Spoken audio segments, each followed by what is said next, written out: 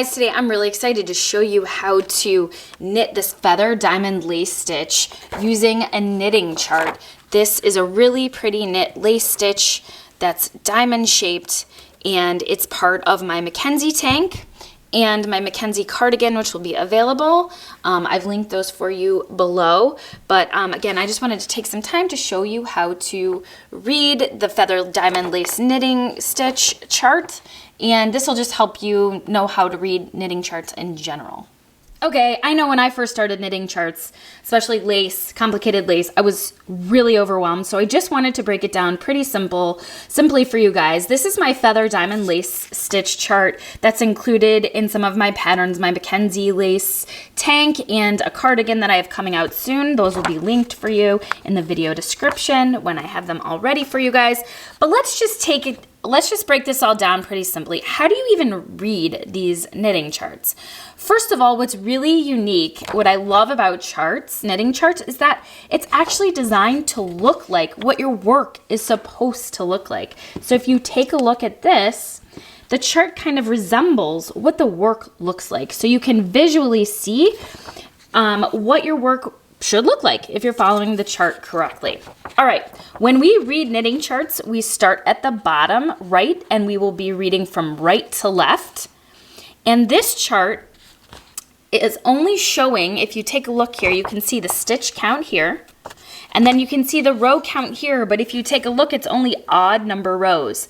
That means every wrong side row, you simply purl all the way back. Some knitting charts will list all the rows, and that means you need to follow something specific on the wrong side. A lot of times you'll only see right side rows on lace knitting charts when the wrong side is just simply purling back. So pay attention to the row count to figure out what you're supposed to be doing on the wrong side. So we work left to right on the right side because this is the direction you'll go when you're knitting.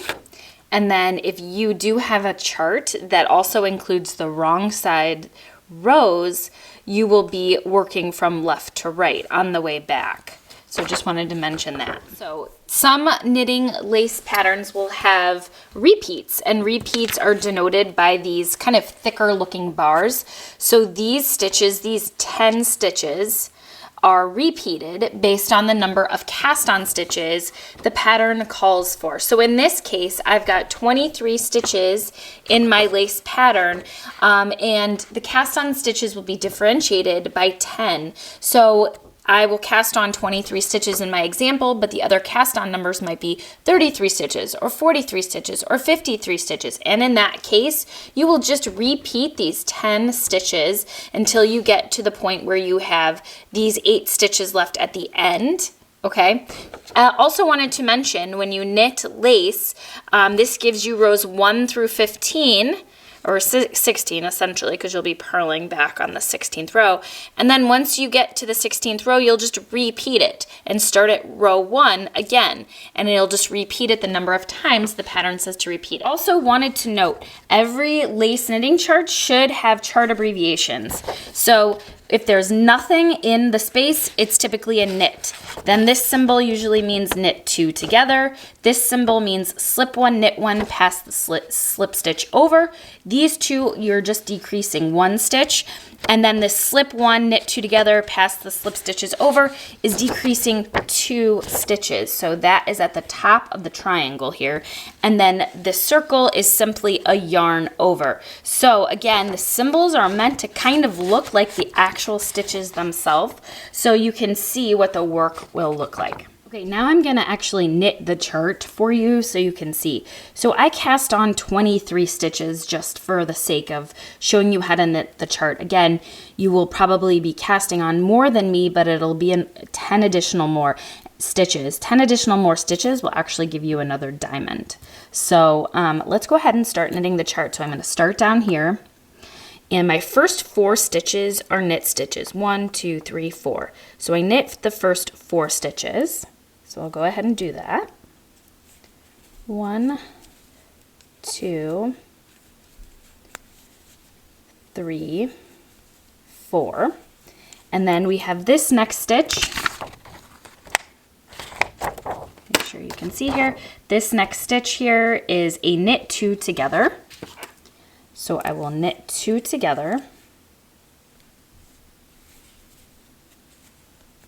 Okay, so I've knit 2 together, and then we have a yarn over. I'm trying to make sure you guys can see this.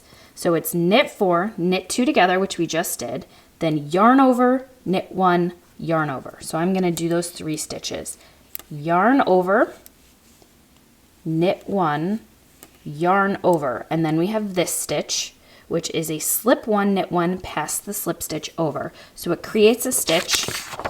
It creates a stitch that angles this way. So we're doing a series of decreases and increases in different directions to create this pretty pattern that you see here. All right, so where am I? I have my second yarn over. It's hard to do this so you guys can see both my knitting and the chart, so forgive me. So yarn over, and now we're going to do a slip 1, knit 1, pass the slip stitch over. So slip 1, knit 1, pass the slip stitch over. Okay. And now we knit 5 stitches. 1, 2, 3, 4, 5. Knit 5 stitches in between those decreases. So I will do that. 1, 2, 3, 4. Oops. 4. 5, and now we do a knit 2 together again over here. I'm on stitch 15, knit 2 together, and then this is the point. So this is the point where if you have more than 23 stitches, if you have 33, 43, you're going to head back to stitch number 6 and repeat the yarn over, knit 1, yarn over, and then this set of decreases and knit stitches here. And you'll keep repeating until you have 1, 2, 3, 4, 5, 6, 7, 8 stitches left at the end. And then you knit this section at the end. Okay, and so now we are going to yarn over, knit 1, yarn over. We're going to do our slip 1, knit 1, pass the slip stitch over, slip 1, knit 1, pass the slip stitch over, and then we just knit the last 4 stitches on row 1. 1, 2, 3, 4. Okay, so we've just completed row 1 of our chart. We flip the work and just simply purl back. That's the row 2, is just simply purl back because it's not listed on the chart. And when you purl back, just be careful that you are purling those yarn overs correctly. And I'll see you back here at the end and I'll show you how to knit a row 3. Okay, so you can see now I've got those yarn overs. Doesn't look like much a whole lot yet. So I just purled back and now I'm on a row 3, which is knit 3, then knit 2 together.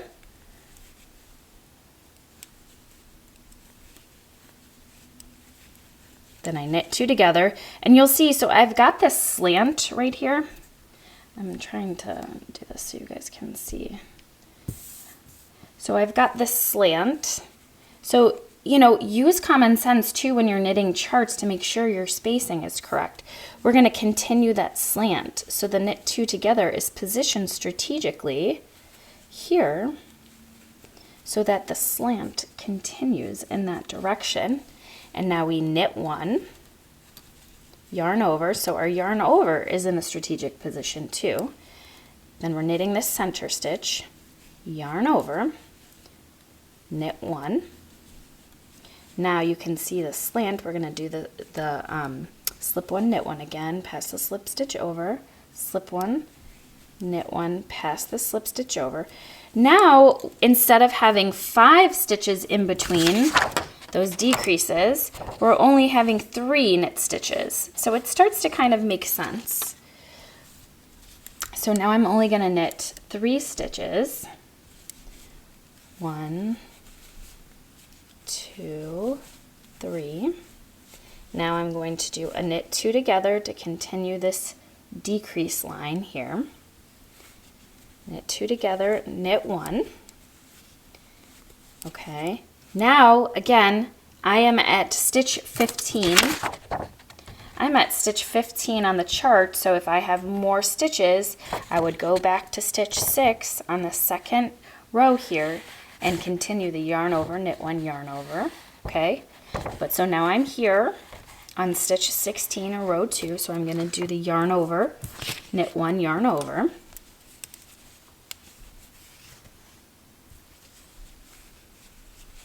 Yarn over, knit 1, yarn over, knit 1, and now I'm going to do this decrease and knit 3 stitches.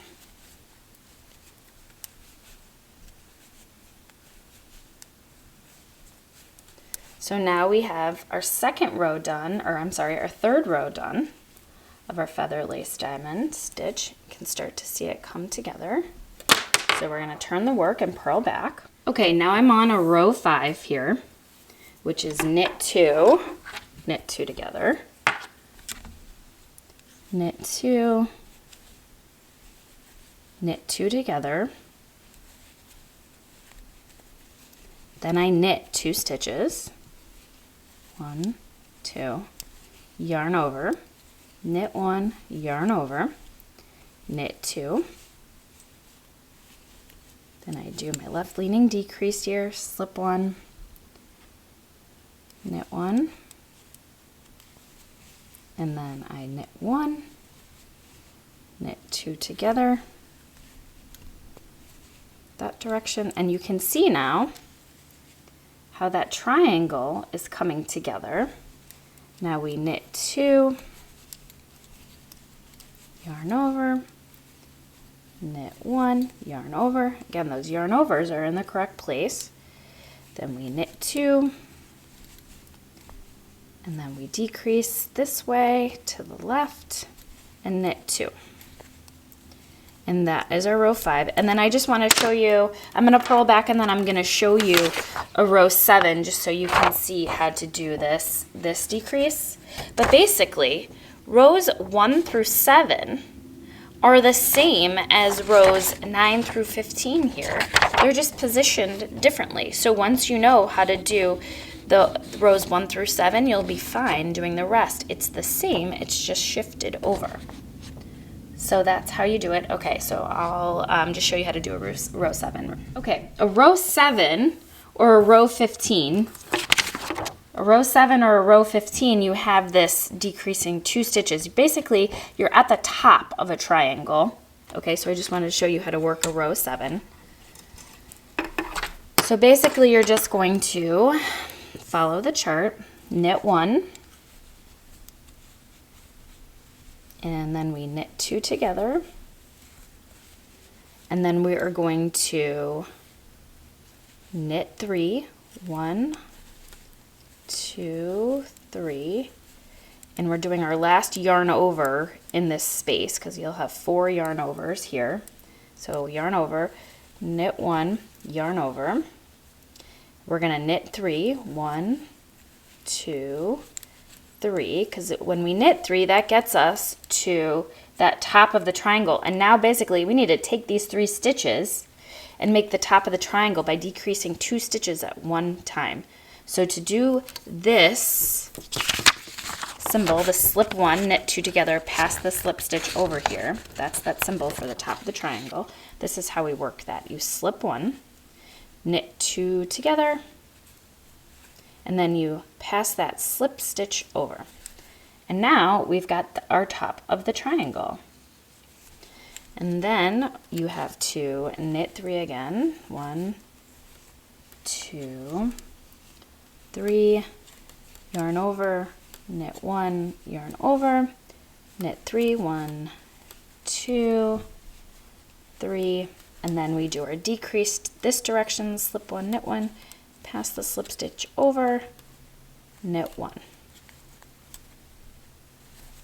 Okay, so we have done 7 rows, and you can see the pattern starting to come together. So you'll purl back and start with a row 9, but basically it's the same thing. We've just are shifting where these same stitches are for the top of the diamond this way, okay? So that is how you knit lace stitches from a chart, specifically this feather diamond lace stitch. Hope that helps. One thing I wanted to mention is when you knit the Mackenzie tank or the Mackenzie cardigan, you know, I've gone over how to knit the chart straight, but there are directions and sections to create these decreases for both the cardigan and the tank. So what you're going to do is repeat the chart for a certain length, and then it'll tell you to stop and move to a different chart, and the chart will show you where to do those decreases. And again, it's the same concept, and you'll see in the chart how the work angles. So it's the same concept. You're literally just following the directions in each box for each stitch, but it'll just show you how to change it to strategically decrease along the side of the diamond here.